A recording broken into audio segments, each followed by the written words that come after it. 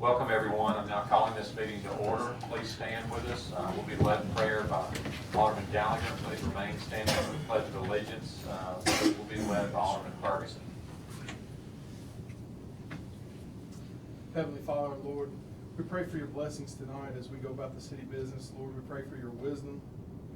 Lord, I thank you for the time that you've given us tonight to meet here, Lord. Lord, I thank you for watching over our city. Lord, we pray that you would continue to keep your hand over the city of Southaven and keep us safe. In your name we pray. Amen.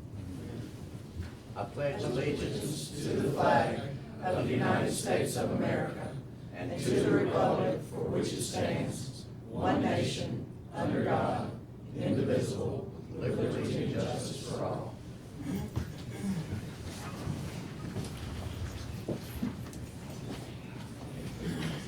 Okay, first on our agenda this evening is approval of minutes for the September 20, 2016 meeting.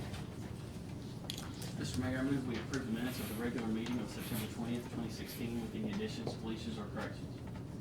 Second.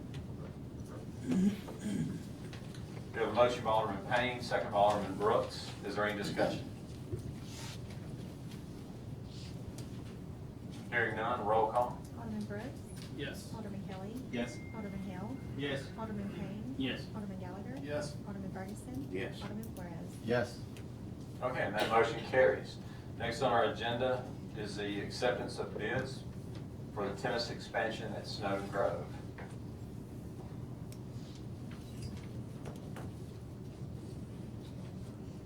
I can do an overview. I know we've talked about this in the past, but basically, a part of our parks enhancement expansion plan that the board passed 2 years ago included a list of items that we were going to use the tourism tax revenue. Some of you may know that as Pennyfield Parks. So all that money has been used for expansion or enhancement projects, not maintenance or not normal, park maintenance or operating type yearly projects. So it's all been used for larger projects, some of which are the amphitheater enclosure that was done. $750,000 was spent for that. The senior center at Snowden Grove was about a $2 million project. The Snowden mini stadiums and bathroom concession additions were done this year. That was about another $2 million. That was done. Pine Tar Alley extension, which connects the current tennis center with Snow Grove Park, was completed last year. And so all of those things have been done in order. The next item on the list is tennis expansion. And what this will do is, at the location of the current tennis center, as you know, there's 4 tennis courts there.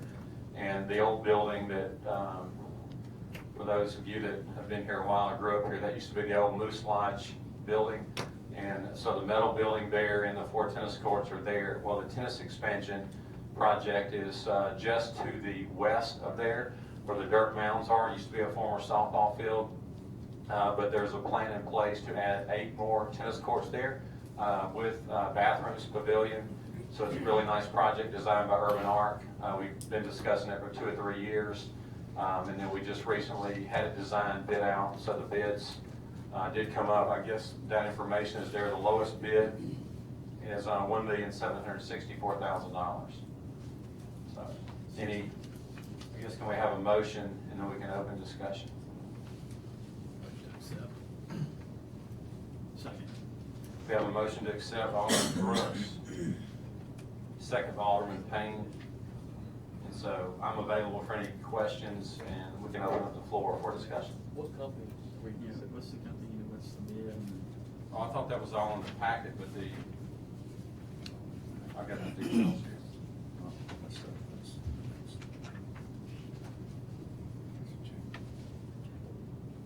Okay, there were 2 bids.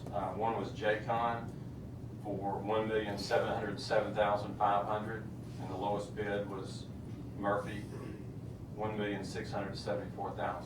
Is that Murphy and Sons? Murphy and Sons. That does include an alternate. The alternate was the parking lot, which would be connecting to the current parking lot on the east side. Make sure my bid reflects accept Murphy and Sons. And if you, to be specific without, to include the alternates on the J-Con, well, let me just give you the details. The J-Con bid was $1,515,000 without the parking lot. The parking lot with them was $192,500, which made a total bid of $1,707,500. And then the Murphy and Sons bid was $1,553,000 without the parking lot. Parking lot $121,000 for a total of $1,674,000. So the motion to accept Murphy and Sons as a low bid in the amount of $1,674,000 with the additional alternative, or additional additive to the contract. Yes. As the lowest, that's good. I only have two questions. And Mary, you can answer them, not, I think Brian's here, you can answer. There's 2 points of concern for me here where it says, lighting, 240,000 on one, 191 on the other, and it says 60%. It says that value is approximate. So is that built into the contingency? And why is it only 60%? Would you like me to address that, Mayor? Please, sir. Thanks. Brian Bullard with Urban Art. Thank you, Raymond, for the question. For clarification, the star that I have there, 60% lighting, was a comment that I received from Murphy and Sons as I was questioning them about their bid, how much of the electrical number of $240,000 that they had told me of was associated with tennis court lighting, and he said 60%. So that's what that clarification is. But everything will be lit at 100%. That's correct. That is correct. And then the difference between 270 and 201 between the two bidders, where it said may save 80 to 100,000 if out of the trees. Well, what does that got to do with it? I mean, Right. There's really the only option. The only option we could do is move the whole center to the east out of the trees, which basically would kill the parking lot. Would not adhere to our master plan any longer either. But that was just a comment. I made mention of different comments that the contractors gave me as I was questioning them about the bids. This particular contractor told me, well, you know, if we didn't have to cut, you know, all the trees or a bunch of the trees where those right. westernmost tennis courts are going, it might save you as much as 80 to 100. But that's not included in this price. Is it? That is, no. There's no deduct for that in this price. That would be less. If we had made the Right, okay. decision to move it, we could save potential money, That's right. but it's not the recommendation of Urban Arc or me, because it would eliminate the parking lot, which would hurt you as far as Right. available I parking mean, we don't space. want that. Yeah, you'd be cheap, in my opinion, cheaping the project because you wouldn't have adequate parking. The parking lot's very desirable, I might add, just from the standpoint of if and when a future phase is moved on, you would have that parking adjacent to this center so that you could then do work over by the Moose Club building, so. Okay, and I did say 2, I meant 3. The last one is where it says landscaping, that's a big difference in landscaping. We're not Right. cheapening it by going with Murphy. That just kind of threw a red flag to me. Right, and I can dig a little further with them on that, but as I spoke with, they didn't divulge every single number to me. Okay. As I would talk to them about their bids, they might tell me, well, I have about 1% or 1.5% or 2% in there. So these are not their exact bids, or at least the exact breakdown. The total is correct, and as far as I was able to discern from them, these numbers are fairly accurate. However, if I were to ask them for a schedule of values, if we told Murphy and Sons that we're ready to go with you all, I would request of them a schedule of values. At that point in time, we would have their real breakdown of the Okay. bids. That information is not available to me. This is our best estimate based on conversations with them, of what they said their bid entailed. What did you take into percentage for contingency? There is that's a good question. I believe there's a $75,000 contingency in here. That's correct. That's in both, it is in both. It is in the number. So we go over, we've got, You got a cushion there to want to make sure, you know, if we dig up anything. A couple things I would mention, I don't want to get in the weeds too much, but there are some, you know, utility improvements involved with this as well, sewer and especially storm sewer that need to be addressed with this site. thank you. But Murphy and Sons would be the lowest bid with the alternative parking lot, and the one, out of all the bids, the 167. That is correct. Okay. We received 5 different bids on September 9th. I know the mayor said there were 2, the 2 under consideration. that were close enough to each other were Jaycon and Murphy, but we did receive 5 bids, all within 100,000 of each other, but this particular bid with Murphy and Sons, inclusive of the parking lot, is the low bid.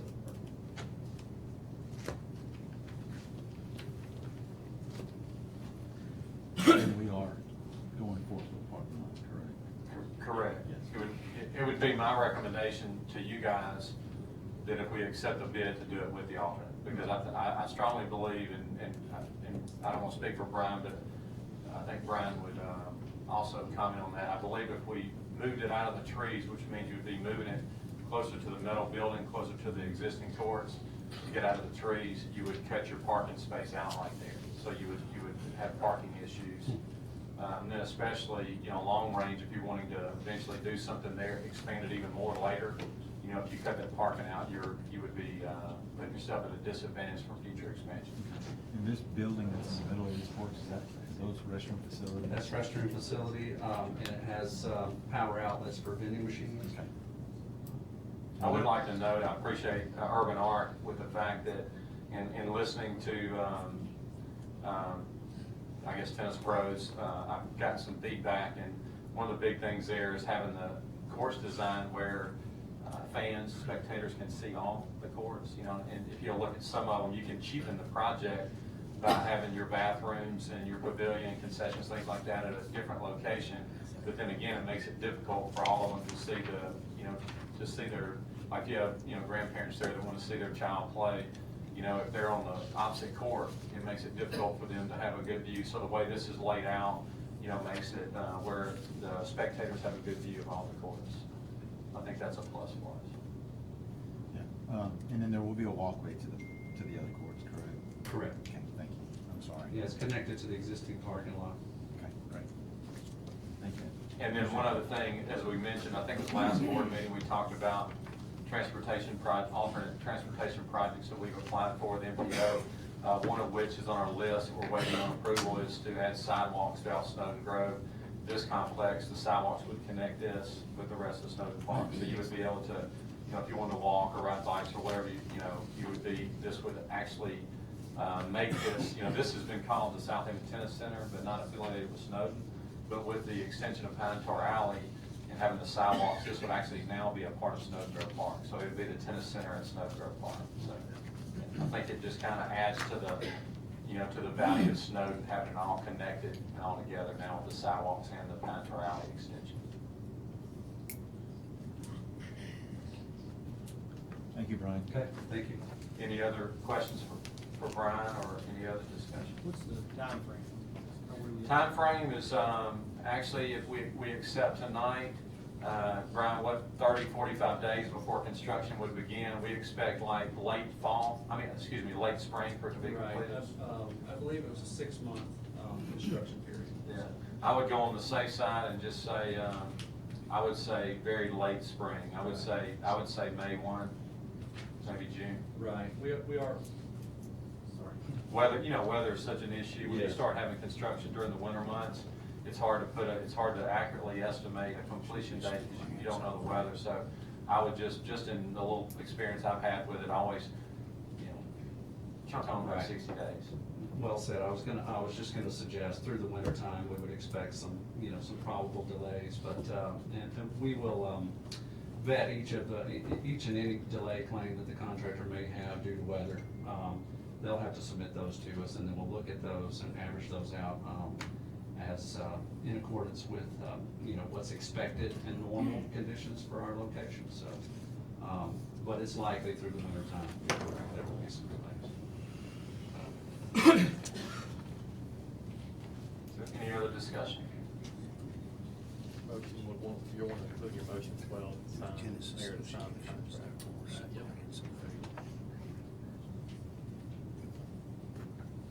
Okay. Again, we had the motion by Alderman Brooks, second by Alderman Payne. Any other discussion? Hearing none, roll call. Alderman Brooks. Yes. Alderman Kelly. Yes. Alderman Hill. Yes. Alderman Payne. Yes. Alderman Gallagher. Yes. Alderman Ferguson.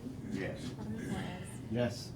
Okay, that motion carries. And one other thing I want to share with everyone before we move on to the next item on the agenda tonight is we have been contacted by the United States Tennis Association, and I can tell you that that many people are excited about our project outside the city of Southaven. A lot of people view us as a key location for tennis in the state of Mississippi, and which would be reflected on a national scale too, as far as getting in the tour for national tournaments, having people come to Southaven.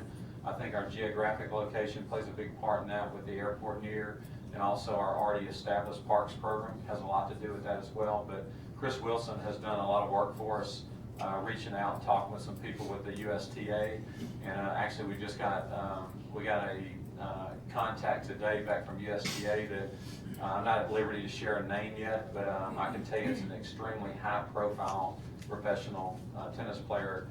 Has already expressed interest in becoming a part of a groundbreaking ceremony. So we expect that it will be a large deal, probably we'll probably schedule something sometime in late November. But anyway, it's exciting because this person is, this is like I said, a high profile from a national scale that is interested in coming to Southaven, Mississippi, to promote our tennis. So I'm excited about it. I think it's a great thing. It's been something like I said earlier, we've talked about it for several years to try to make it happen.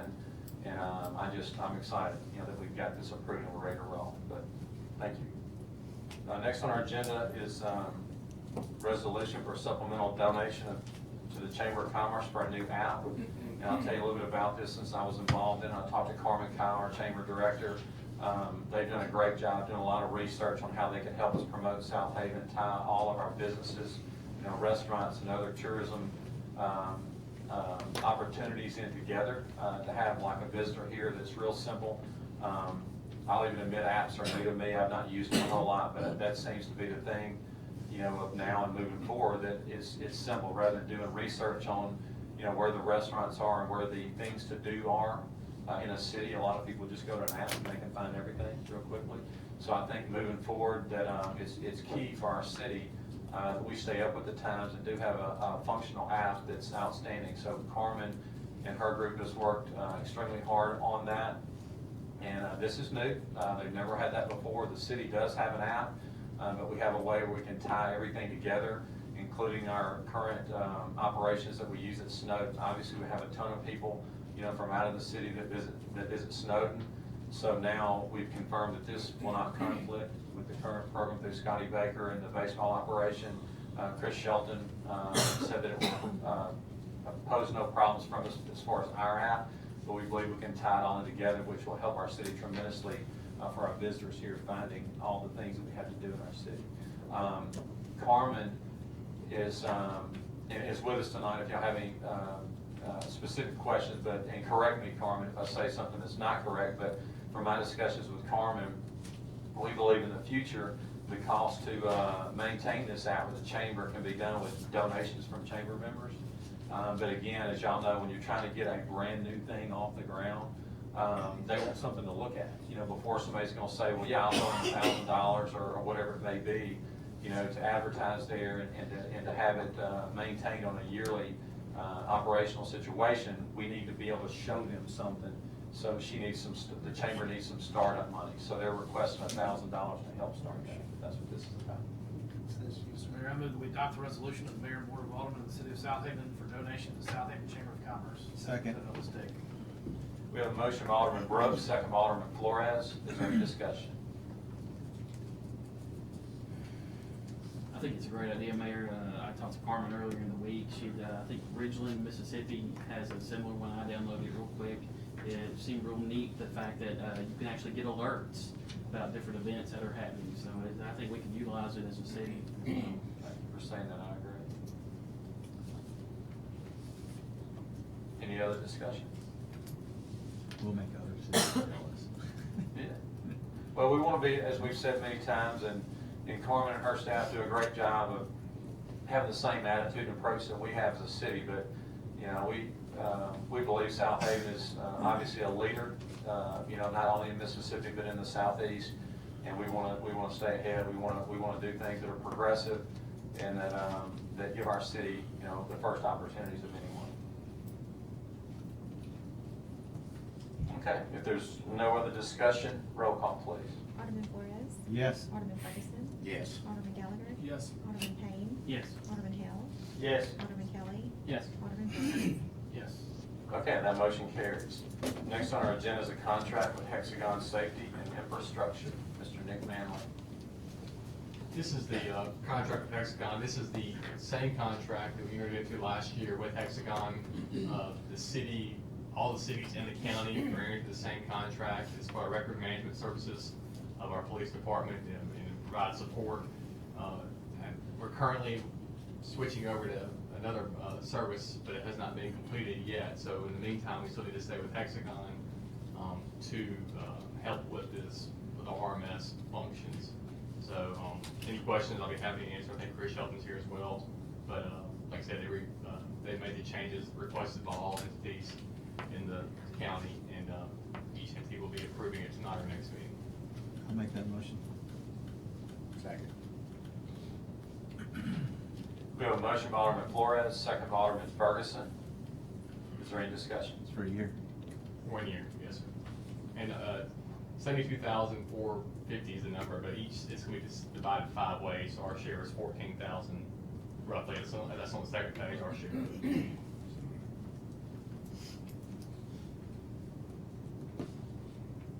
Is there any other discussion?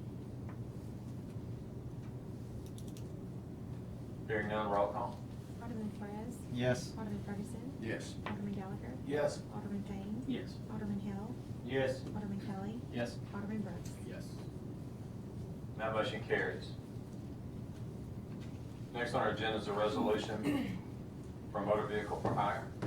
This is a resolution for motor vehicle for hire for Ms. Sparrow, for her taxi service.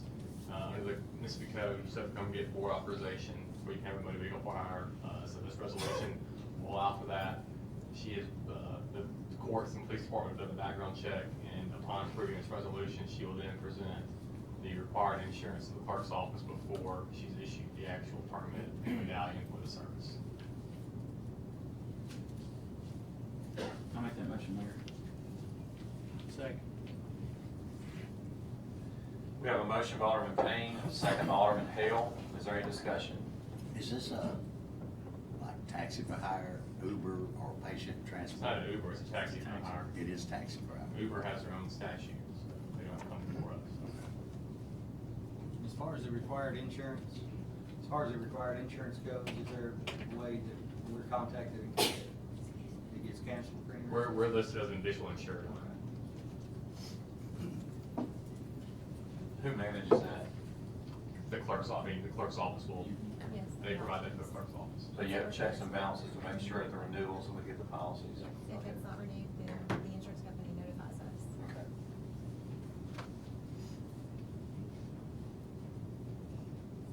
Any other discussion? One other question, is there a reason there's only identification on 2 sides, not on the third, in the rear, in case? That's what the statute requires, but that's quoted from the statute.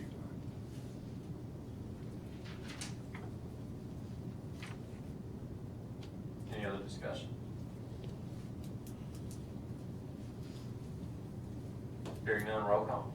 Alderman Brooks. Yes. Alderman Kelly. Yes. Alderman Hill. Yes. Alderman Payne. Yes. Alderman Gallagher. Yes. Alderman Ferguson. Yes. Alderman Flores. Yes.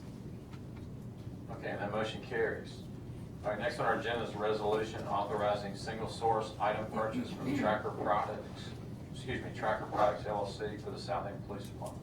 This is the sole source purchased by the Southaven Police Department. Chief Pearl's here, he can answer questions you may have, but it allows for tracking of certain of the evidence, so the police department can track evidence in the event, once they take evidence. This company is the only company that uses or provides this software and tracking devices, so tonight you need an authorization for the police department to purchase it under a sole source as set forth in the resolution. I'll make that motion. Second. We have a motion by Alderman Ferguson, second by Alderman Gallagher. Is there any discussion? This is gonna allow them to track like barcoded evidence where it it's not logged in anymore, it will be scanned possibly. Chief Hurdle, thank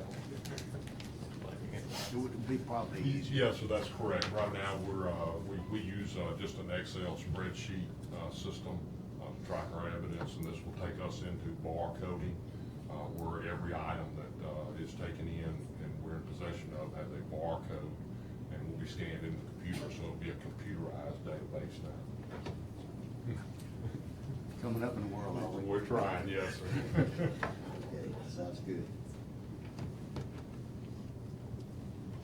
Any other questions or discussion?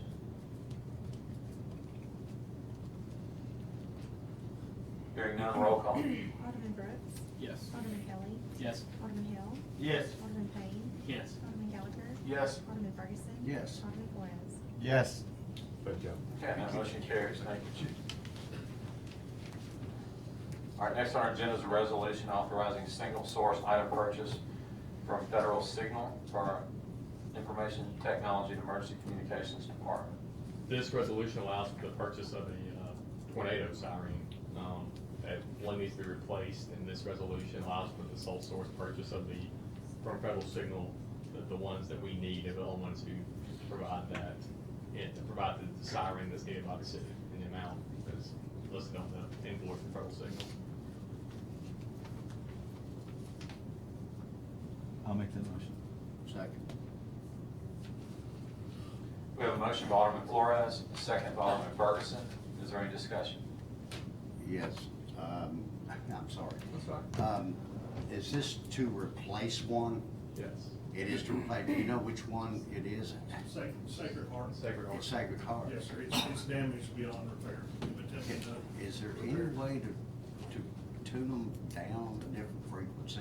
The only reason I'm saying it is like Saturday, the one that went off in my area.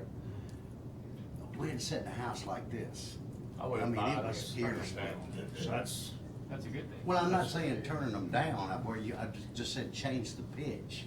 It was so high pitched that it was hurting everybody in my house's ears. so there's no adjustment to No adjustment. to the tones, because the concept would be is if you were asleep and a tornado were coming, you would. Oh, that definitely get me up. That would wake you up I mean, from I was sleep. going, how long do they run? The whole time there's a warning going on, but on the test they're 3 minutes. With the 3-minute Yes, test, sir. okay. I just had to know how long, I'm like sit there with my fingers in my Yes, sir. ears. You might want to take a drive about noon on Saturday. About noon, take a drive, right? Okay. Thank you. Any other discussion? Hearing none, roll call. Alderman Brooks. Yes. Alderman Kelly. Yes. Alderman Hill. Yes. Alderman Payne. Yes. Alderman Gallagher. Yes. Alderman Ferguson. Yes. Alderman Flores. Yes. And that motion carries. Next on our agenda is a resolution for assessing unpaid sanitation fees. This is the resolution for those who have not paid the sanitation fee to allow for the collection through the tag and or filing of a lien. Mr. Mayor, I move we adopt the resolution for assessing unpaid sanitation fee presented on this date. Second. We have a motion by Alderman Brooks, second by Alderman Flores. Is there any discussion?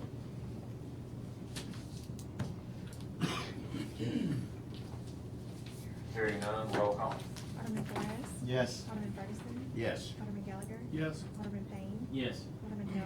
Yes. Alderman Kelly. Yes. Alderman Brooks. Yes. Okay, and that motion carries. Thank you, Nick. Next on our agenda is a request to award the decorative streetscape bid to Custom Product Corporation. And Ms. Whitney Cook will explain, I think we talked about this last time, if you will just remind everyone what this is about. Yes, sir. We went out to bid on the 8th, advertised on the 8th and the 15th for a 2-year term bid. So it's not a total price amount, it is a price per unit amount, and this will be for your decorative street signs, your street poles, your stop signs, the mast arm, pole mount signs. We've got the city seal going on the top, and they're gonna be black with white lettering. So they're decorative in nature. These people are out of Jackson, Mississippi. We've been working with them. They are the ones that got our city entrance signs as well. This is what they specialize in. They were the only bid because it was such a specialized request. So we are recommending to award the 2-year term bid to them. So moved. Second. We have a motion by Alderman Gallagher, second by Alderman Hale. Is there any discussion? this price on here is for each It's per unit, individual yes, sign, sir. per unit? It's per How unit. many- It's broken down from bracket to pole to sign, the sign itself. How many signs were you anticipating? Right now, I mean, I think on our actual mast arm signs, we've got somewhere around 300 that we're looking at. We got an initial quote for, to be more specific, the green signs that are on your mast arms at your high profile intersections. These signs would replace those signs. It's a decorative sign that has a city seal on it, kind of like what you would see in Madison, Mississippi or Collierville kind of thing. So what we did initially is we got a quote based on, we gave them all of our intersections. All of our intersections. We did an inventory of all, or, a check of all of our intersections that have mast arms and provided that to them, so they gave us a quote back. So the total was about, was it 81,000? It went to 81,000, then we added in the decorative stop signs on our highly visible areas around the park areas, and we did the offset signs with the street and the stop sign on it in our highly visible areas around Snowden Grove and all that. It ended up hitting around 100,000 at that point, so we just thought it'd be better to want to get a term big, because we don't know how many we're gonna need, and we want to be able to build on it year to year. And that actually was including the entrance signs, which we did. Correct, we did But- take those out. Yeah, but this is the initial cost, but the reason we're bidding it per unit is obviously, if any of them are damaged, you wanna go back to the same contractor, so you're not getting a different looking sign. So we bid it, per unit, not as a total, so that's why it's done that way. For 1 year, 2 years? It's a 2-year term bid right now. And these funds, just to update the board, these funds are, this is in the beautification fund. This falls within our 2016 Correct. budget for beautification. And I know y'all heard me say this a million times, I'll be short, but we had initially planned on doing like brick signs on the interstate. Ran into some issues that were gonna be much more expensive, but we ran into some other issues with the federal highway system, with places you can put the signs. So we ended up just backing off of that for now. We thought we could get a lot more for our money and more signs by doing these signs, which are a lot less expensive, so we can hit a lot more entrances to the city with these signs, and then add the streetscape signs on top of that. So it worked out to be a good, we thought, a good idea. And I wish we had we do have a picture of all that, so that the board, I can't remember, did I send a picture? We had the city entrance signs at one point on one of the board meetings, but I don't think we went and showed them. It's We gonna do mirror have- the city entrance sign, it's gonna look Yeah, like we do that. have these, if you Yeah. want to look at this is their brochure that we kind of started picking from, so. Yeah, so it's like that, if you wanna take a look at, can you leave that for them? Sure. It's that one on the back, it's the Madison sign, but it's not that color, it's black and white instead of black and gold. They don't have the Southaven city seal at the top of it, like you see there.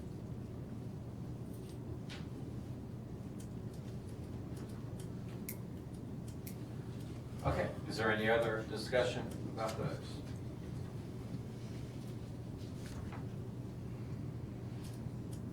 Hearing none, all in favor say aye. Aye. All opposed say no. Ayes have it, motion carries. Thank you, Whit. Our next on our agenda is resolution granting authority to claim private property. Mr. Mayor, I move that we adopt the resolution granting authority to claim private property as presented on this date. Second. We have a motion by Alderman Brooks, second by Alderman Kelly. Is there any discussion?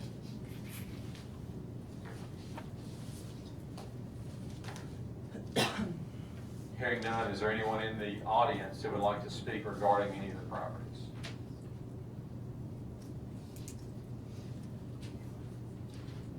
Hearing or seeing none, roll call please. Alderman Brooks. Yes. Alderman Kelly. Yes. Alderman Hill. Yes. Alderman Payne. Yes. Alderman Gallagher. Yes. Alderman Ferguson. Yes. Alderman Flores. Yes. Okay, that motion carries. Next on our agenda is our planning agenda. Ms. Whitney Cook. Yes, sir, our first application is from Southaven Community Church, right there at Plum Point and Airways Boulevard in the existing church. They own 3 lots. The church lot that you see in front, there is a vacant lot that has a ball field and a playground on it behind that, and they also own a portion of the creek line you see behind them.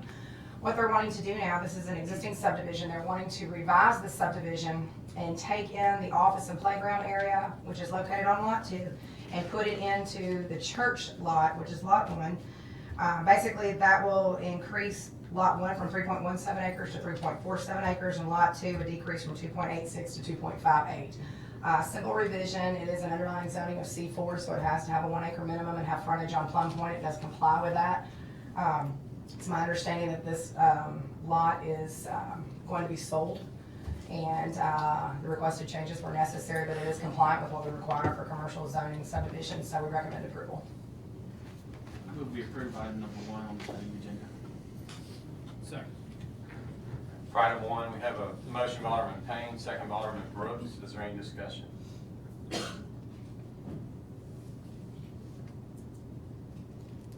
But still, before anything is sold and anything is built on there, all that's gonna come before the planning.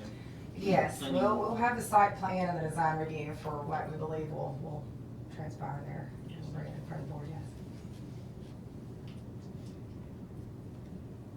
Okay, any other discussion on item 1? Hearing none, all in favor say aye. Aye. All opposed say no. Ayes have it, motion carries on 1. Item number 2 is a revision to the Restwood subdivision, and this is going to be on your northwest corner of Sweeney and Church Road. It is an existing subdivision. There are some homes existing here. There's 2 lots which the applicant is requesting to remove from the existing subdivision. It'll be lot 4 and 5. There's 1 lot, lot 5, I believe, has a home that's on it. Lot 4 is vacant. Life Fellowship Church, which you're gonna see right over there to the side with a large parking lot around it, is doing a massive expansion. They're going to not only expand the building, they want to do some overflow parking going to the east. There will be some of that on a small portion of one of these lots. The main purpose for pulling these lots out is, 1, they don't plan on doing single-family residential with it, but they just want to put an access drive to the church with a point to Sweeney. 1, it's gonna help our traffic problem and the congestion during church hours. They have Wednesday service, Saturday service, and Sunday service. They'll put them at a light. We have confirmed with them that the house will stay. It's thought that the pastor may live there. But nothing else besides an asphalt drive with a grand entrance into the church site will be located on these lots. We have informed them that part of the process, when you go through a subdivision application and ask for something like this, it is required that the adjacent property owners sign off and acknowledge and agree to it. So if you'll see on the bottom of the plats, everybody will have had to sign it before we can plat it, which will allow notification on behalf of the church to the residents there.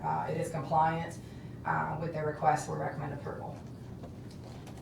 I make a motion to approve item number 2 on planning agenda as presented on this night.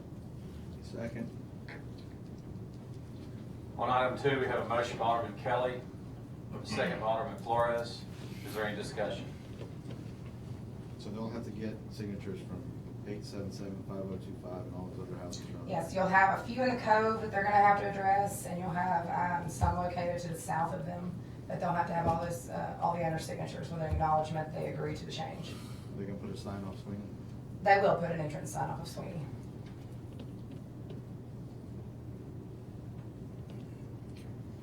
Is there any other discussion on 2? Hearing none, all in favor say aye. Aye. All opposed say no. Ayes have it, motion carries on 2.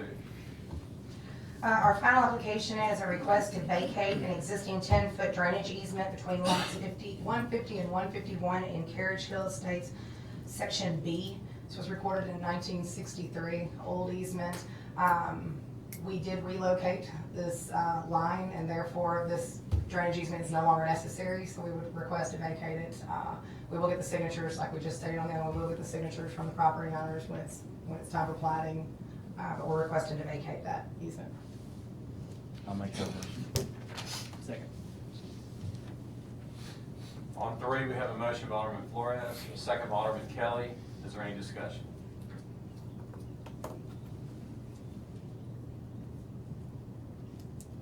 Hearing none, all in favor say aye. Aye.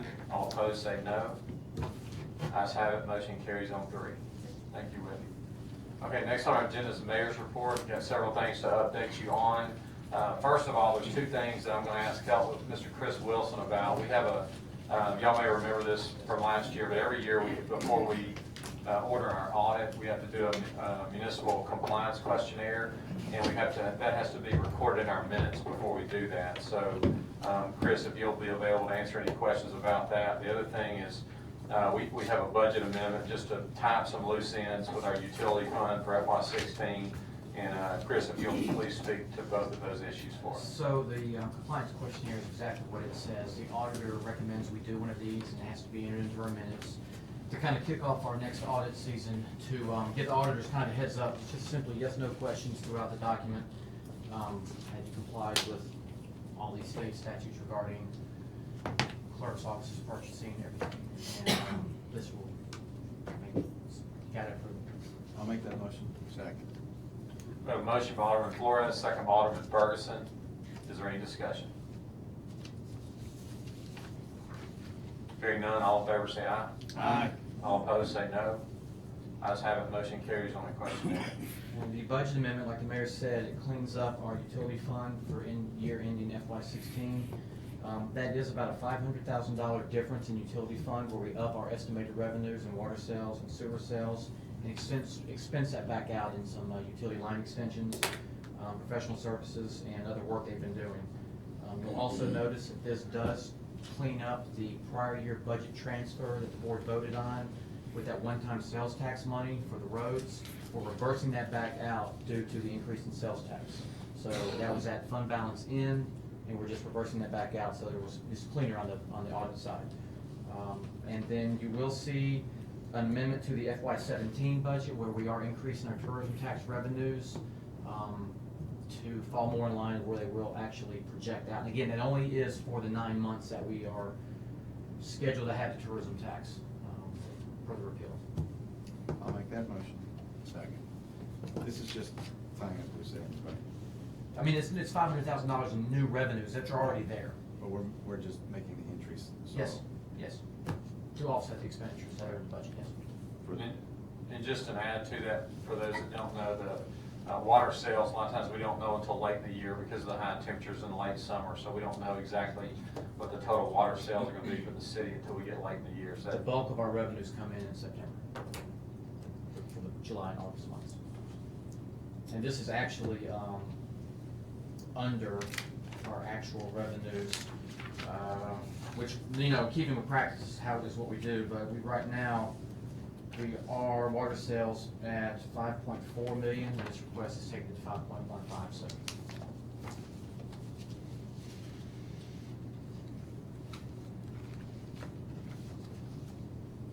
Okay, we had a motion by Alderman Flores and a second by Alderman Ferguson. Is there any other discussion? Hearing none, roll call. Alderman Brooks? Yes. Alderman Kelly? Yes. Alderman Hale? Yes. Alderman Payne? Yes. Alderman Gallagher? Yes. Alderman Ferguson? Yes. Alderman Flores? Yes. Okay, and that motion carries. Thank you, Chris. All right, a couple quick updates. It's no secret, when we did the Sweeney Road extension, we realized in January that we had some problems with the road. There's some soft spots. I know that everybody's familiar with it because everybody's told me. But there are definitely some soft spots in the road, and we're aware of that. We've been aware of it since early in the year. The reason it's just now, I'm reporting to this now, is we want to find out, first of all, what's causing it before we start spending money out there trying to repair it. So we did have some other engineering analysis done, had some specialists come in to find out exactly what the problem is. Obviously, we had settling of some subsurface near the culvert that was placed. And if you've ridden down the road, it's, it could qualify for, Mid-South Fair ride. I mean, it's been bad. But we know that, but I'm here to report to you today that we've got that resolved. There were crews working this week. There are two soft spots that are going to be further south near the church and Sweeney intersection that we're going to wait until the spring to address, as we'll do that with the final punch list for the project. They're very minor, but the biggest ones, there were 5 other spots that were terrible, that were further down into the low-lying areas where the culvert was placed, and those have been repaired either today or tomorrow. They'll be totally done with those. So, ride down Sweeney, check it out. Happy to report to you that we did find out what the problem was. We've got a solution. We've got that resolved now. One other quick thing, the Airways State Line mast arms, we were late in the year getting this done. This was budgeted under our line item for intersection modernization. Just to remind everyone in the crowd that may not have heard this before, we have a plan to, in our original Southaven in the West End District, to go and replace all the span wire, the old, not dilapidated, but the old traffic signals that have been there for many, many years that don't have modern functionality. Like now, to be a more pedestrian-friendly city, you need mast arms that have pedestrian-friendly options, so you can put crossing areas in there for pedestrians that will tie into future sidewalk plans, things like that. Not to mention that, but it just modernizes the intersection, makes it look nicer. So we're gradually doing that rather than going and borrowing money and doing it all at one time. We've just been doing one at a time until we get them done. We started with State Line and Airways, and that one will be done. You may see that they've got some of the poles up now, but that will be totally redone and finished by the end of the month. So just want to let y'all know that that was FY16 money. That same budget line item for intersection modernization. The next one on the list will be Mississippi Valley and Highway 51. So we're getting permits from MDOT now to do that one. We're going to get a quicker start on that one, so we hope to have that one done much sooner. But that's the next one on the list for FY17. Okay, another thing that's been going on that's obviously a very challenging thing for our city, as it is all organizations now, is our health insurance situation. We've done a lot of research, met with our brokers, we've checked a lot of options out. We were expecting, just as any reasonable American would expect, you got to expect some volatility with your health insurance. Well, as many employees as we have, any increase in that can be significant. Well, we have reason to believe we've we've requested to negotiate with Blue Cross Blue Shield twice. They've come back and they're standing firm with a 12% increase. That may not sound like a lot to a lot of people, but that amounts to $384,000 for the city of Southaven. So that's a big, big concern. We are conscious of the fact that we want to have stability with our benefits for our employees. No one wants to change insurance every year. That's a pain in the tail. So we've been very leery about that, but we did seek other quotes. And we have another quote from Cigna that is exactly the same, and we can tweak a few little minor things to even possibly give a decrease in our health insurance. The other benefit to going with Cigna is the dental, vision, and the health is all with one company. It'll all be with Cigna. The way it is now, we have the health with Blue Cross Blue Shield, and then we have the dental and vision with two other, and our supplemental products with two other companies. So it would be a benefit to put it all with Cigna. That way it'd be simple for our employees because all the coverages would be with one carrier. I have an insurance background. I'll be the first to tell you I'm not an advocate for changing insurance frequently. I know Alderman Gallagher would probably agree with that, but it's wise to, and simple, to keep the same coverage if you can. But we've been given such bad news that it's going to be my recommendation that we make a change. And I hate to do that. I know it's somewhat inconvenient, but you got to think about it. It's not just the city's cost that this is affecting, but it's 12% to all the families too. So all the dependents and spouses, they would, for their coverage, there would be increased too, which can be significant for households. So the other disadvantage to changing, that's somewhat of a disadvantage that we're real cautious about, is the current program with Blue Cross Blue Shield does have networks with Baptist and Methodist. This Cigna plan is all Methodist. But with that now, we've learned that most physicians, if you're not using the hospital itself, most of the physicians in the Memphis Metro now are going to be on both networks. So we found out after doing a lot of research that it's really not, most people are going to find it's not going to be a change. Most people are going to be able to find their doctor. It's going to be in network. The only issue was Baptist Hospital, and that's if you have a planned, medical, procedure, not an emergency. If you're in an emergency, you can go anywhere. That's covered the same. But if you had a planned event, Baptist Hospital would be excluded. Had concerns about that, did a little further research and realized that out of 650 people that are on our health insurance, we have 650 insureds, only 14 use Baptist Hospital for a pre-planned event. So we feel like that part of it is significant. We just didn't want to have a lot of volatility with the services, for our employees. But we don't have to do that tonight, but I did want to let you know it's my recommendation to you, even though, again, I don't like to change insurance. I like to keep it stable, but the financials of it and the benefits of it are clear to me that we need to change our health insurance to Cigna. The broker that presented this to us, we did go back and review the other major players in the group health insurance market, which are Humana, Aetna, and United Healthcare. And as many of you know, we've had some loss ratio problems. We've had several terminal illnesses. We've had some problems with our group. We're not in 2016. We're not an attractive risk. We were turned down. Those three would not even quote the policy. They're not interested in even quoting.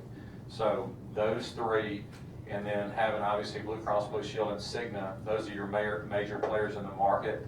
And knowing that we've got to face a 12% increase from Blue Cross, to me, it's my recommendation that we make a change to Cigna. Tonight, if y'all want to talk about it more, I'm not telling you that to rush anyone. We certainly don't have to make a decision tonight, but eventually I'll need the board to vote to give me authorization to sign the new policy and change. So either way, do y'all want to discuss it more, or is there anyone that wants to? I'd like to discuss it just a little bit. Okay. I mean, as far as the benefits for the employees, I mean, are their premiums going up? Are what they have to pay deductibles going up? No, this is for an apples to apples comparison to keep it the same, and then actually the dental and vision would be slightly less, so it'd be a minor decrease for our employees. But as far as the benefits would be the same, deductible options, comparable just like they were now. But as far as, when I said discussion, I meant like, do y'all want to, after tonight, meet by committee or anything like that? Do y'all want to do that? Or, but any questions, I'll certainly answer those tonight. I just meant I didn't want you to feel pressure to vote to change tonight. I just mainly wanted to update you. But again, to answer your question, the benefits are the same. Take effect when? If we maintain No, is it November 1, Chris? January 1, but enrollment, we have to decide pretty soon because you have to start enrollment in November, but it's January 1. You might have some questions in the next couple of weeks. Put it on the agenda. Okay, that's no problem. I just wanted you to kind of know, what we're faced with, and that we do have a good solution. Obviously, taking a $384,000 hit is not, that's a very bad thing. Yeah. But anyway. It's gonna be that if, no matter which one you went with. No, that's what I'm saying. That's the recommendation for Cigna. Actually, a little bit less with the new company. Right. No increase with Cigna, 12% with Blue Cross. If I may just go over this real quick, just without, right now, the employee only, the base plan is $438 a month. That's a $2,000 deductible that's offered to every employee. Cigna is proposing to take that down to $431. That's what the city pays. Our second is employee and children. We have 28 families on that, employee and child. Right now, that premium is $678. Blue Cross Blue Shield is proposing to take that to $760. Cigna's coming in at $667. Cigna's coming in at a decrease on the premium for the employee. Now again, though, we're talking about, I mean, we'll get into, more on the co-pays and everything, but those are still keeping with the $1,000 deductible that you buy into, or the $3,000, or the $2,000 base also. And which is what it has been. It's been a standard 2,000, and you could buy down to get the 1,000 deductible, or you could go take the 3,000 deductible and reduce your premium. That's what we've had with Blue Cross. Yeah, I'd like to see it a little later as far as the out-of-pocket expense for the employees. I mean, if they take this, what is their out-of-pocket? That's what I'm telling you. It's a apples to apples comparison. It's the same. But we don't. Again, I didn't bring that. We're not that big of a rush. We don't have to do anything tonight. I just mainly wanted to update you on that because it is such a significant decision for the city to change. But anyway, we'll discuss that more and just have that on the agenda for next time to make it formal with what the board decides to do. Okay, and that is back to the Sweeney Road repairs. I do want to tell you one other thing. You'll notice that after we did the repairs, we're going to have to restripe some sections. So that's not done yet. We're going to do that. We have a striping crew that is working on our street improvement schedule. So as they're doing our other streets, they'll come back and hit Sweeney too. So you'll see maybe a few weeks delay before you see the striping, but everything else should be done by tomorrow. Will they hit the northern part of that as well, while they're doing the southern part of that? The stripers? No, I mean, the striping would just be for the areas that they had to go back and fix, you know, with the extension part, but if there's areas north of there, then we may can address that in-house or. Yeah, that's fine. Okay, that's all I have this evening. Next on our agenda is our citizens agenda. Mr. Charlie Spearman had signed up and planned to come speak to us, and he's the Executive Director of Region 4 Mental Health Services. So Mr. Spearman, if you would please come forward. Thank you, Mayor Multiply. Board members, I want to say thank you for giving us the opportunity to be here today to talk to you just briefly about some of the services and some of the goals that we have for Region 4 Mental Health Services. All the state of Mississippi was developed, mental health regions was developed back in the late 60s by the legislature. The law that passed setting us up said that all 82 counties would be part of a community. So we have always, since 1972, we served the counties in northeast Mississippi, which is all Corn, Prentiss, Tidwell, and Tishomingo counties. Back in 2010, we were asked by the DeSoto County Board of Supervisors to come and be their community mental health provider here in this county. We were glad to do that. We knew we had a big task ahead of us. We didn't really know exactly what all we did have to overcome, but one of the biggest obstacles the Board of Supervisors said they had when they wanted us to come, that they was having on any given day 30 to 40 people that was being housed in the jail that had a mental illness. And I think we all agree that, you know, these people with mental illness are not criminals and they shouldn't be housed in jail. So when we come to DeSoto County, one of the first things we started looking at was where was all these people coming from? And most of them, the vast majority was coming through the Baptist Hospital emergency room. We know our sheriff's department and police departments did not have any other alternative to deal with them except carrying them to the emergency room. So after we become part of DeSoto County, we have set up a working relationship with Baptist Hospital where we keep professional therapists, mental health therapists in the emergency rooms at all time. We offer a wide array of mental health services here in DeSoto County. We serve the IDD population, the intellectual, developmental, and disabled. We've opened up a day program down in Olive Branch that serves that. We want to open up additional programs in Southaven or somewhere in this area. We also have we serve what we call the SMI, the seriously mentally ill, where we have a day program that comes into Sweeney Road here that we would like to expand that program. We operate two inpatient facilities, one in Batesville, which is the Batesville Crisis Center, and one over in Corinth, Mississippi, which is serves those counties in that part of the state. We are the only mental health provider here in this county that provides services to indigent folks. By law, we're required, where anyone has money to pay for the services or not, we're provided. We are mandated that we provide these services. As I said, we have a wide array of staff. We have psychiatrists. We have several psych-certified nurse practitioners. We even have them in the schools. It's a full-time basis, the psych-certified nurse practitioners.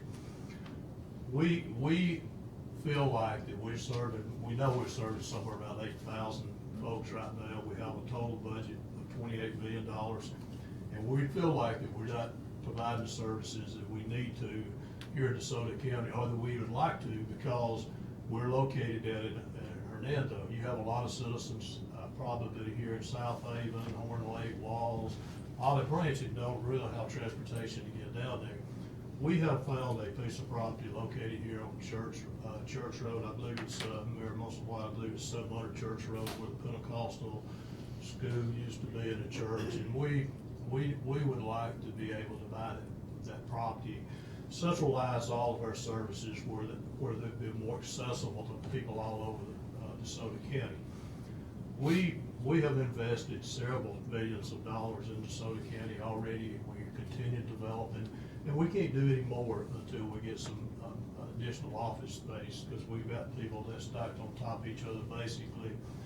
And we're dealing, we have about 100 staff members, and we need 3 or 4 times that many to do, even to scratch the surface on what needs to be done here in DeSoto County. We realize that there's going to be several millions of dollars that it's gonna cost to buy this property, develop the property, but if we're asking, we come together with a plan where we're asking the county to come up with additional $50,000 a year to help us, and we're asking the 5 cities to come up with additional $50,000 to help us. This would be an ongoing basis, but I think it'd be a good return on your money. We're a nonprofit organization, and if we ever cease to go, if we ever went out of business, all of our assets would go to the county and the cities. Not sure how it'd be divided up, but we're asking for your help, and coming up with the money that we do. We're talking about investing several millions of dollars as far as buying the property and over a period of time developing it to meet our needs. It'd allow for future expansion. There's 12.59 acres of it, and we think it would do, it wouldn't be an eyesore for the city of Southaven. We would clean the property up. I know it's been set for many years, and y'all know a lot more about that than I do, but we would clean the property up, and I think it would be beneficial to the whole county as a whole. I would appreciate any consideration Mayor Musselwhite, you and the board could give us in this endeavor. Yes, sir, and the property is the Church of God on Church Road. That's the property he's referring to. Right next to Life Fellowship? Yes, yeah, just down, yeah.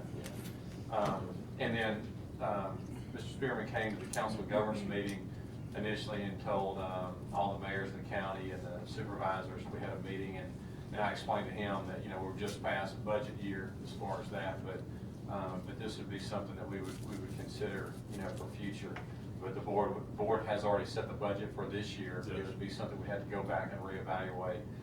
When is the time, when is the time that you're planning on securing the funding and moving forward with this? Sir, I would like for it to happen as soon as possible before the property's gone and we cannot grow anymore. I mean, we have grown every day that we've been in this county, but we can't do it anymore. We've gotten a couple of sizable grants. We got one for $964,000 that is an infusion grant that was ongoing for 6 years. It could be, although it'd be a decreasing amount, but it's still a substantial amount of money.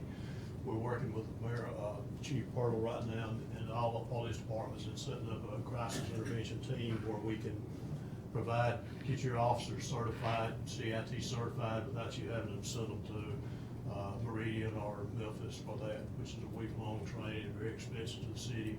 And we've applied for a grant, and if we don't get the grant, Chief Pirtle, Region 4 is probably gonna go ahead and hire the trainer and start training the officers for that.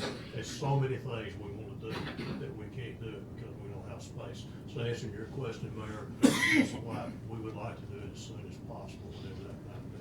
Okay, and just additional information for the board after, when you spoke to us at the Council of Governors meeting, then I talked to Chief Pirtle and Chief Thornton as well, but it is an issue for our city too. When they have someone that is struggling with a mental illness, there's limitations. Sometimes we can't take them to a certain hospital, and then obviously we don't want to, like as you said initially, it's tough on us. We don't want them to go to jail because they're sick, and I found that because of funding limitations throughout the state, a lot of times these individuals that are struggling are released back on the street with no help, and so it's a really sad situation for our state. So we do see a benefit. It would help the city of Southaven as well. But I just want to add that obviously it'd be something the board would need to seriously think about, and then to be able to provide an answer later. But are there any questions for Mr. Spearman while he's here about that? Actually, my question would probably be for Chief Pirtle, and you can answer. So will we be able to take some of these patients to this crisis center instead of to Baptist or Chief Thornton's folks taking them to Baptist, or is that what we're talking about? Yes, we've already got probably close to 30 officers on the department that are CIT certified at this time. We've been doing this program since the 80s. We just don't have any options. This would give us the option of instead of not having any place that we can take them to other than arrest them and take them to jail to start a commitment process. This would allow us to take them to either Baptist DeSoto, especially if there's a medical situation going on, or potentially if this facility opened up, we could go straight to this facility, yes, and not put them in jail when they don't need to be. They don't need to be in jail. Yes. So if I can I follow up too? Sure. We probably the biggest percentage of our clients that we have in the basement crisis center. That is one of the 7 crisis centers that was built several years ago with the Department of Mental Health. They asked us to run 2 of the 7, and we take a lot of folks, probably, don't have the numbers, 75–80% of the folks that goes to the basement crisis center is probably DeSoto County residents right now. That's at no charge to them, and we keep them on average stay 10 to 14 days when they go there. We also, I think Chief Burtle verified this fact, that we have a crisis team that works after hours, weekends, and nights, and I think they're called regularly. I think we have 12 people that serves on this crisis team, and they go with Chief Burtle, his officer, the sheriff department. Anyone has idea that these people may have some mental illness, then they call our folks, and we're at the scene with them many times. Well, I know Scotty can probably, Alderman Ferguson can probably attest that. I know I can, and someone right along 51 was with you, Deputy Chief. We came across, I think they had to arrest the individual. So I can understand. How many officers possibly get trained every year on CIT training that we can send? How many do we have now that are already CIT certified? I would have to go back. I looked a few months ago, but it's in the 20s. But it's difficult to get officers trained because they only have 1 or 2 classes. If we had per this here year. in Southaven, all officers could be trained. Is That is not correct? potentially correct, yes. Baptist Hospital's already agreed, as Chief Burtle said, they've already agreed to be the single port of entry until we can come up with some other alternative to, if they have any medical issues or whatever. They've already signed a contract with us on that. In essence of time, I don't have time to talk about all of our services. Mayor Musselwhite was kind enough to listen to me about an hour with the other mayors and board of supervisors. I would like to leave some of our brochures that kind of gives us our information here. And if you have any questions, please feel free to call me, and I'd be glad to try to answer any questions that you might have. Any consideration you would give us would be greatly appreciated, and I think it'd be a good investment, not only for all DeSoto County, but for all the cities in South Lake.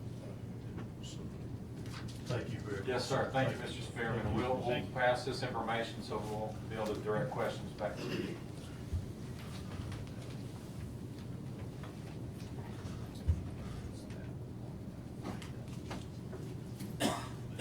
Okay, next on our agenda is our personnel docket. Mr. Mayor, I move we approve the personnel document presented on this date. Second. We have a motion by Alderman Brooks, second by Alderman Payne. Is there any discussion? We're okay with the special prosecutor, right? We got all that worked out, is that correct? It was verified, our HR director, Jana, did verify that as far as it relates to PERS, that would be for him to monitor that on his own. I just want to make sure. I didn't want to jeopardize anything. He'll be responsible. Okay. And the amount of money for the limit, just to remind everybody, it's just a fill-in role, so the amount of money is, it's a small, very small amount of money. So I think that Jana and Thomas did answer the questions. I don't think they see any concerns there, but if anyone else has any concerns, we can certainly talk about it now. No, I wanted to make sure we weren't jeopardizing anything he had, so, and I knew the money was insignificant. And I think ultimately after Jana's email, that ultimately is his responsibility to make sure he, looks after his PERS. Okay, was there any other discussion about personnel that's on the docket? Hearing none, roll call. Alderman Brooks? Yes. Alderman Kelly? Yes. Alderman Hill? Yes. Alderman Payne? Yes. Alderman Gallagher? Yes. Alderman Ferguson? Yes. Alderman Flores? Yes. Okay, and that motion carries. Next on our agenda is our city attorney's legal update.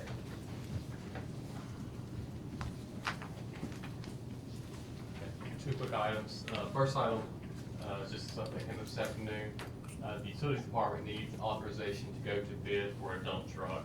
It was originally going to be for a vacuum truck that's been budgeted, but it needs to be a dump truck. We went to bid last year on it. We can't hold that bid over, so the authorization to go to a new bid for a dump truck. So moved. Second. We have a motion by Alderman Flores, second by Alderman Payne. Is there any discussion? Hearing none, all in favor say aye. Aye. All opposed say no. Ayes have it, motion carries. Next item is we need to have authorization to remove a lien on a property that was filed. The property is located at 9109 Highway 51. It was previously owned by Bancorp. Bancorp sold it in between the time the lien was noticed and the time the lien actually went into effect, so there was no notice for a new owner. It was done last year, it just came to light this year. And on top of that, there was an assessment filed pursuant to that lien. That has been removed already from last week's resolution. So I'm going to update the board on that, but also approval to remove the lien in the amount of $339. So moved. Second. We have a motion by Alderman Payne, second by Alderman Gallagher. Is there any discussion? Hearing none, all in favor say aye. Aye. All opposed say no. Ayes have it, motion carries. And that's all this evening for the attorney's legal update.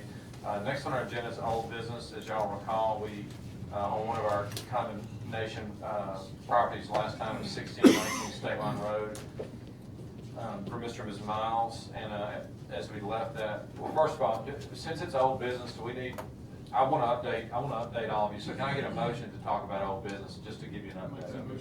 Okay, we've got a motion by Alderman Gallagher and Alderman Kelly, second.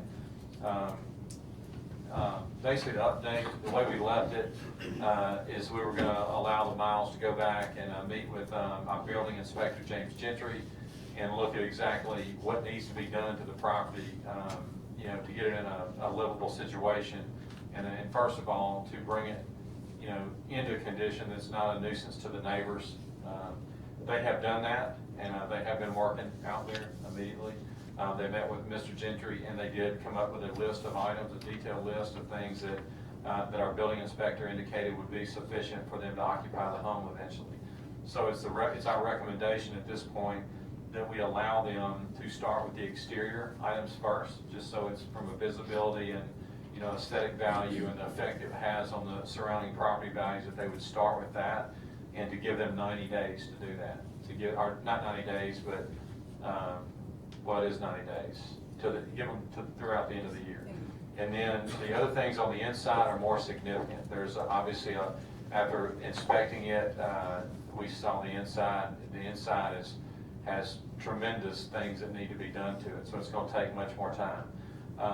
But to get into compliance, the recommendation is to give them until October 1, 2017, to bring the entire home back up to compliance. So that's the update. I guess if someone wanted to make a vote, I mean, my recommendation is not to condemn the property, since they are making a legitimate effort to bring it into compliance, and that we allow them to have until, and can we reflect, do we need a vote just to reflect that in the minutes, Nick? Yes. Okay, so my recommendation is that we have a board vote tonight to give them until December 31st to do the things that are on the list, which that document is here, is accessible to everyone. It's broken down in detail on what's exterior and what's interior. So my recommendation is to make a motion to allow them to have throughout to the end of the year to complete the exterior changes, and to allow them until October 1st to do the interior things to bring the full home back into compliance. That's mine. I'll make the motion. Second. We have a motion by Alderman Kelly, second by Alderman Ferguson. Is there any discussion? If work stops in between, anytime between now and October 2017, does the city have the ability to bring it back up? Well, I'll let Nick correct me, but the city always has the ability, we always have the ability at any time to make a motion and change. Not saying that's gonna happen. but Right, and that's why, like I told Mr. and Ms. Miles, last board meeting, my only thing is it does not need to be just a, you know, an open-ended situation where, hey, yeah, we're working on it. Right. You know, because that's what's been going on. This has been going on since 2010, and it's my recommendation that needs to change. We don't need to get back into that situation with the city, but giving them tonight, if we can give them these definite timelines, then they know, hey, it's, you know, ball's in your court. You know, you got until October 1 to bring it in compliance, And then I would think it would be fair on behalf of the board to, you know, to reevaluate and do something different if we find out that they've not done what they said they would do. Okay. Just to be clear though, to answer your question, you probably wouldn't have the authority to do anything till October 1 because work could be stopped. But as long as they get done by the deadline. Yeah, I mean, so when you say work's gonna be stopped, it may not be happening, but if it's done by that date. So we've got 2 points. We've got December Exterior needs to 31st, be done by the first of the year. by the first of the year, and then October 17th. The whole Yes, thing sir. done by October 1st, 17th, correct? Yes, sir. And Whitney, that was what we discussed today. That's still your recommendation? That's still my recommendation. Okay. Can we get any kind of type of quarterly updates or anything like that? Can we ask for something like that?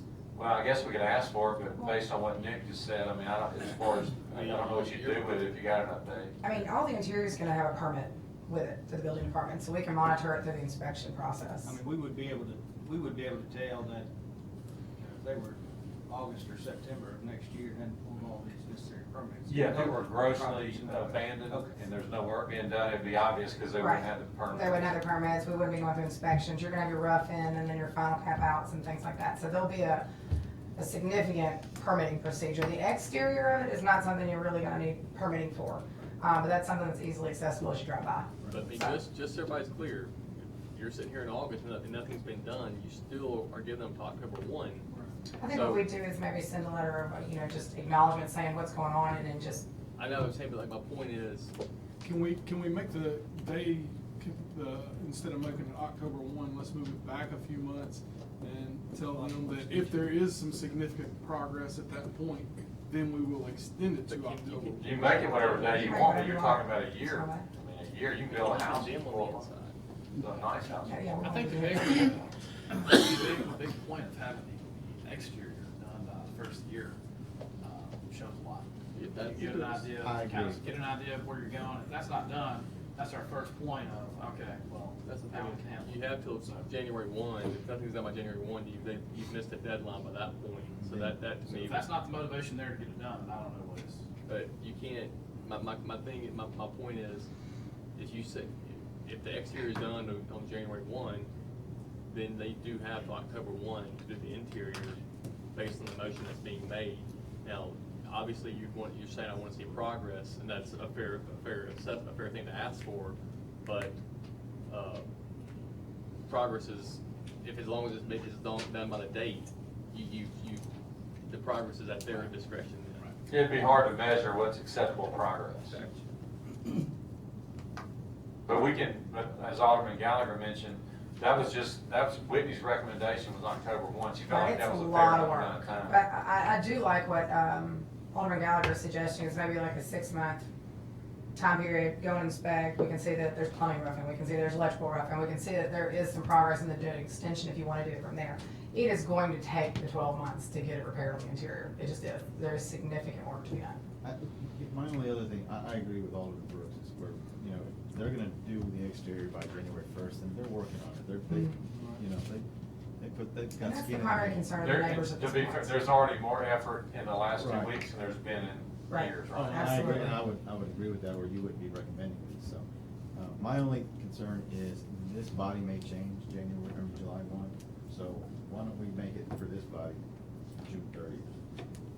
And then That's an idea. I mean, like Wendy said, it's probably not giving them adequate time to do it, but you could, I guess, at least say that, contingent upon review on July 1.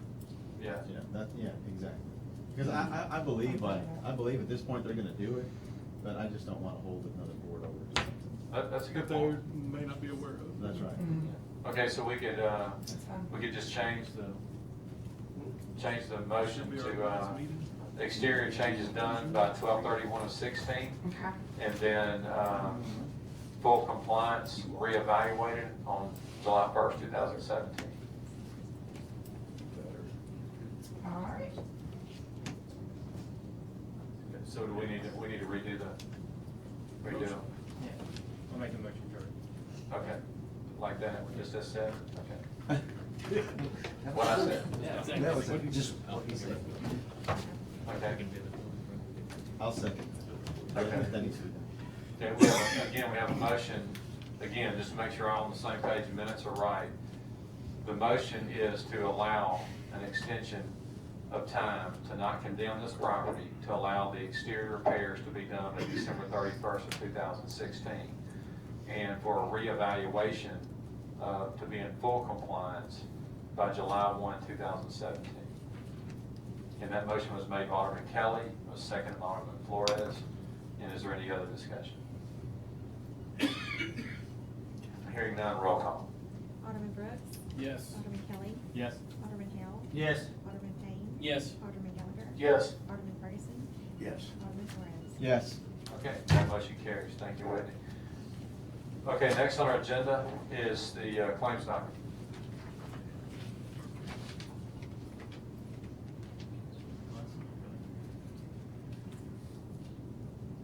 Mr. Mayor, I move we approve the claims docket in the amount of $2,111,093.76, including demand checks. Second. We have a motion by Alderman Payne, second by Alderman Brooks. Is there any discussion?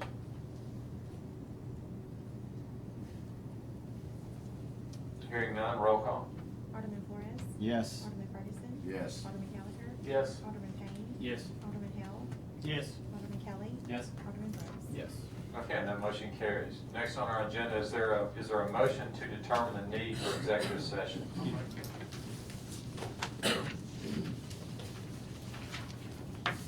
Motion by Alderman Gallagher, was there a second?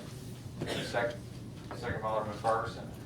Okay, and then, the need this evening is for, sale and leasing of city property, claims and litigation against the city, economic development, personnel in the court, and other potential litigation. Now, is there a motion to declare executive session? A motion by Alderman Gallagher, second by Alderman Ferguson. All in favor say aye. Aye. All opposed say no. Ayes have it, motion carries. The mayor and board will now enter executive session.